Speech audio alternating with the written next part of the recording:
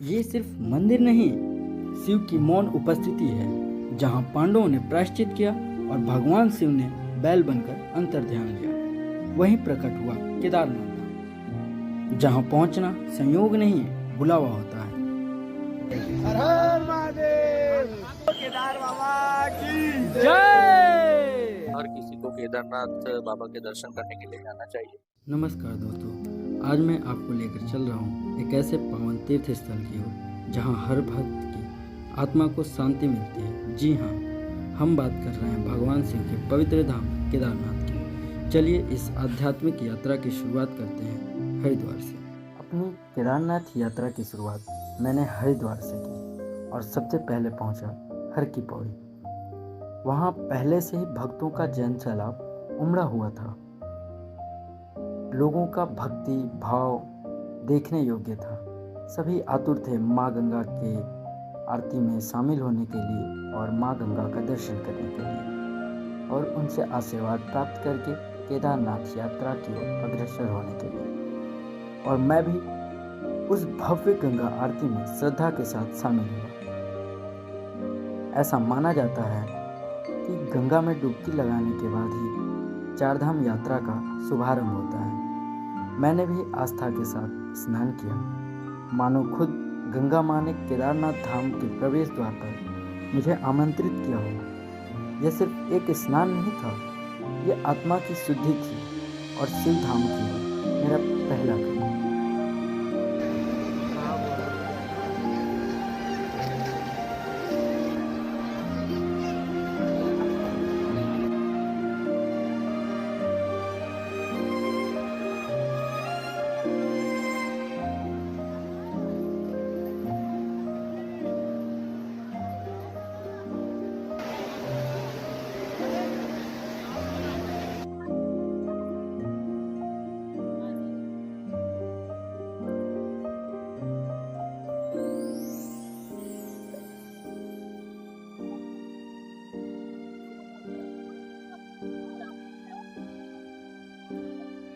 हर की पौड़ी में गंगा स्नान करने और भव्य आरती में शामिल होने के बाद मैं सीधे पहुंचा हरिद्वार बस स्टैंड। लेकिन दुर्भाग्य से समय हो चुका था करीब 9:30 और मुझे तब पता चला कि केदारनाथ की ओर जाने वाली सीधी बसें सुबह 5 से 7 के बीच ही मिलती हैं।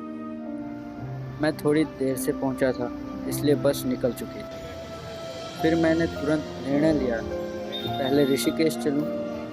लोकल बस से हरिद्वार से ऋषिकेश तक का किराया 70 रुपये लगा और मैं पहुंच गया ऋषिकेश। करीब 1 घंटे में ऋषिकेश पहुंचा। ऋषिकेश बस स्टैंड से मुझे सोनप्रयाग के लिए सीधी बस मिल गई, जिसका किराया था 500 रुपये प्रति व्यक्ति। और इस तरह मेरे केदारनाथ धाम के सफ़र की असली शुरुआत हो गई। पहाड़ों के रास्ते, प्रकृति की गोद में और शिव के दरबार की। कभी कभी यात्रा की शुरुआत में ही रुकावटें आती हैं, पर शिव के भक्त के लिए कोई रास्ता बंद नहीं, बस देर होती है दरवाज़ा।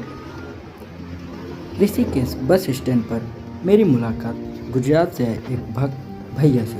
उनकी भक्ति और बाबा के लिए उनका उत्साह देखकर मन प्रसन्न हो गया। फिर हमने फैसला किया कि अब यह पवित्र यात्रा हम दोनों साथ मिलकर करेंगे।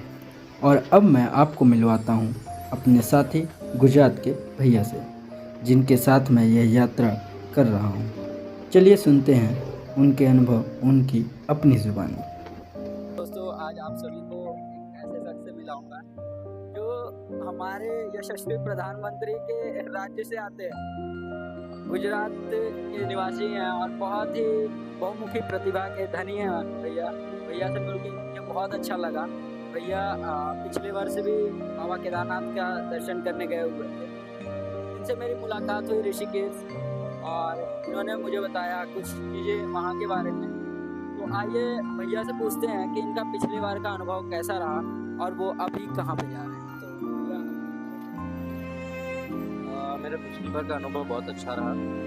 मैं कहना चाहूँगा कि हर किसी को केदारनाथ बाबा के दर्शन करने के लिए जाना चाहिए। हो सके तो साल में एक बार तो जाना ही चाहिए। अगर कोई सुविधा है और सक्षम है तो एक बार तो ज़रूर जाना चाहिए। और अभी मैं केदारनाथ के दर्शन करने के लिए जा रहा हूँ और मैं जाऊँगा और वहाँ भी मेरा अनुभव अच्छा रहेगा।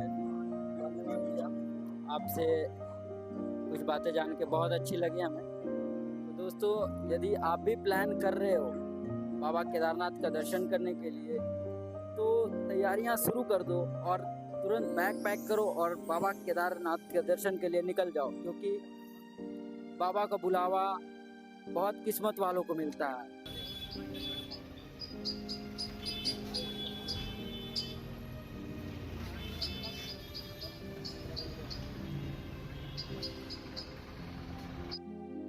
यात्रा के दौरान हमारी बस एक छोटी सी होटल के पास रुकी, जहाँ थोड़ा ब्रेक लिया गया खाने पीने के लिए। मैं भी तुरंत पहाड़ों में मैगी का ऑर्डर दे दिया। ठंडी हवा में गर्मा गर्म मैगी का स्वाद ही कुछ और होता है। यहीं पर मैंने अपने ब्लॉग के लिए थोड़ा वीडियो भी शूट किया और होटल के भैया से थोड़ी मस्ती भरी बातें भी हो गई। वो भैया कैमरा देखकर थोड़ा शर्मा रहे थे, लेकिन उनकी मुस्कान और सिंप्लिसिटी ने दिल जीत लिया। छोटी सी ब्रेक के बाद हमारी यात्रा फिर से शुरू होती है और हम बढ़ते हैं बाबा केदारनाथ के और करीब। अब हम यात्रा करते हुए देवप्रयाग पहुंच गए हैं। यह वही पवित्र स्थल है जहां अलकनंदा और भागीरथी नदियों का संगम होता है।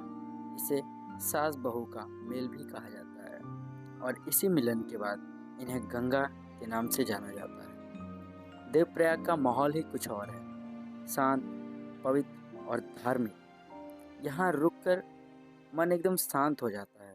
और अब यह पवित्र सफ़र देवप्रयाग से आगे की ओर बढ़ रहा है, बाबा केदारनाथ के दर्शन की ओर, जिसमें सारे श्रद्धालु बाबा की भक्ति में रमे हुए हैं। अब जिस बस में मैं यात्रा कर रहा हूँ, उस बस में अन्य लोगों को भी देख सकते हो। बस में सभी लोग बाबा की भक्ति में झूम रहे हैं। शाम ढलते ढलते हम सीतापुर पहुँचे, जो सोनप्रयाग से लगभग 300 मीटर पहले पड़ता है।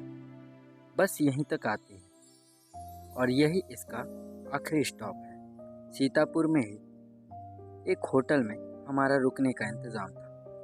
होटल के भैया से थोड़ी मज़ेदार बातचीत हुई थी, लेकिन माइक में अचानक आवाज़ रिकॉर्ड नहीं हुई, इसलिए उन्होंने वीडियो में जितनी जानकारी साझा की वो मैं आप सभी के साथ साझा करता हूँ। हमने यहीं रात बिताई, खाना खाया।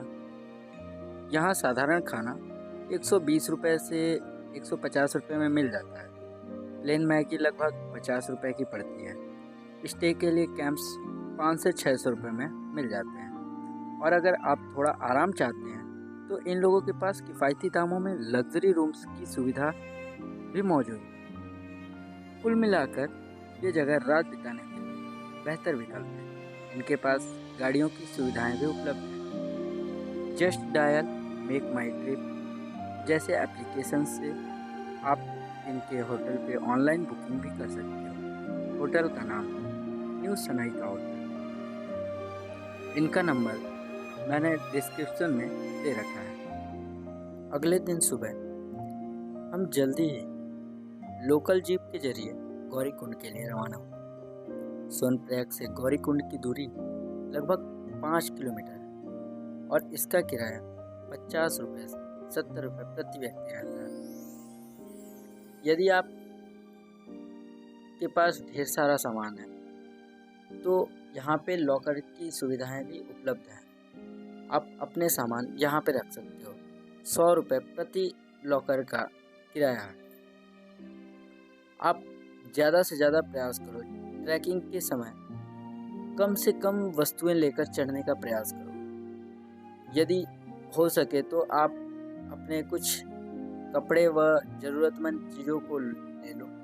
उसके अलावा अन्य चीज़ों को आप यहीं लॉकर में रखें, अन्यथा ट्रैकिंग में आपको काफ़ी ज़्यादा परेशानियों का सामना करना पड़ सकता है। गौरीकुंड में गर्म जल वाले कुंड में स्नान करने के पश्चात शुरू होती है हमारी असली यात्रा। यानी ट्रैकिंग यहीं से शुरू होती है। गौरीकुंड से केदारनाथ तक का ट्रैक करीब 18 किलोमीटर लंबा है। रास्ता थोड़ा कठिन जरूर है, लेकिन रास्ता श्रद्धा और आस्था से भरा हुआ है। हर कुछ किलोमीटर पर चाय, मैगी और पानी की दुकानें मिल जाती हैं। पानी की बोतल 60 रुपये से 80 रुपये तक और मैगी 150 रुपये प्रति प्लेट में मिलती है। यदि आप चाहो तो वाटर एटीएम की सुविधा भी उपलब्ध है। आप वहाँ से 1 रुपये में 1 लीटर पानी पा सकते हो। अगर आप मेरी बात मानो तो ये आपके लिए ज़्यादा बेहतर है। इसके अलावा यदि आप पैदल नहीं चल सकते तो खच्चर, पालकी, हेलीकॉप्टर की सुविधाएं भी उपलब्ध हैं। खच्चर जिसका किराया 2500 रुपये प्रति व्यक्ति होता है। यदि आप हेलीकॉप्टर से फाटा से जाते हो तो 5500 से 6000 एक तरफा किराया हो सकता है। इस यात्रा के दौरान जंगल चट्टी, भीमबली, रामबाड़ा के रास्ते होते हुए हम स्वर्ग की ओर अग्रसर होते हैं। रामबाड़ा ये वही स्थान है जो 2013 की आपदा में सबसे ज़्यादा ग्रसित हुआ था, जो 2013 में भीषण आपदा आई हुई थी केदारनाथ में। अब यहाँ से जब मंदाकिनी ब्रिज हम पार करते हैं तो यहाँ से सुंदरता थोड़ी और बढ़ती जाती है और उसी प्रकार कठिनाइयाँ बढ़ती जाती हैं। चढ़ाई में काफ़ी ज़्यादा कठिनाइयाँ आने लगती हैं। मंदाकिनी ब्रिज पार करने के पश्चात धीरे धीरे कठिनाइयाँ और भी ज़्यादा बढ़ती जाती हैं। यहाँ के जो नज़ारा है ना, वो आपकी थकान को मिटा देता है। जैसे जैसे आप आगे बढ़ोगे वैसे वैसे आपको सुंदरता और भी ज़्यादा बढ़ा के मिलेगा। जितने आगे जितने कदम बढ़ाओगे सुंदरता उतना बढ़ा के दिखेगा तुम्हें। ये यहाँ की खास बात है। वो कहते हैं ना कि मंजिल जितना सुंदर होता है रास्ते उतने ही कठिन। ये सत्य है। उसी प्रकार बाबा केदारनाथ धाम का ये रास्ता है। जितना कठिन रास्ता है ना, आपको उससे ज़्यादा अभी फल मिलने वाला है। वो आपकी आँखों को सुकून, वो वहाँ का प्रकृति, पहाड़, नदियाँ, ग्लेशियर्स, काफ़ी कुछ आपको देखने को मिलेगा जो आपकी आंखों को सुकून देगा।